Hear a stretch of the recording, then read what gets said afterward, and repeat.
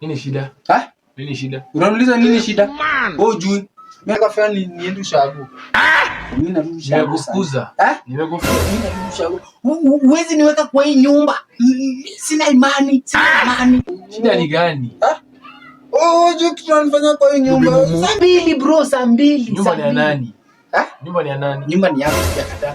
Bro, mimi nataka kurudi ushago bwana. Na mama nyumbani bwana.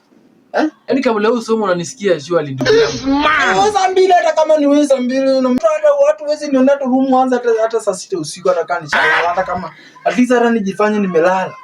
Ukirevise. So mimi nikirevise ushaanza mechi na so nifukuza tu niende tu mara moja tu mfukuzaje ambie ondoka. Unajua wakati ulikuwa nyumbani ulikuwa mtu mzuri sana.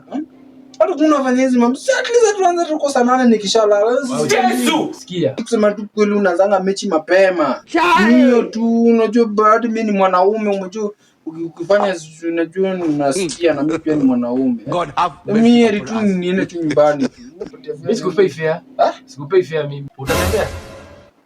Bro umejua utaacha kiburi wakati ulikuwa unashauri sema tu ulikuwa na hii tabia. Ni kama unataka kunifukuza. Acha mje mande sasa. Ninaambia mandeti unafanya yangu usiku ninafanya mimi narudi shago. Acha mchezo sasa kijana, acha mchezo kaa hapo sawa? Wewe fanya hivi, utakuwa na balcony mpaka saa 6. Mimi bani batie fanya nirudi shago. Mimi ndio kwa naniangalia mimi kila sana simamanga hapa tu usiku. Na niona nasikia uzuri na bibi yako mimi narudi shago. Kizo.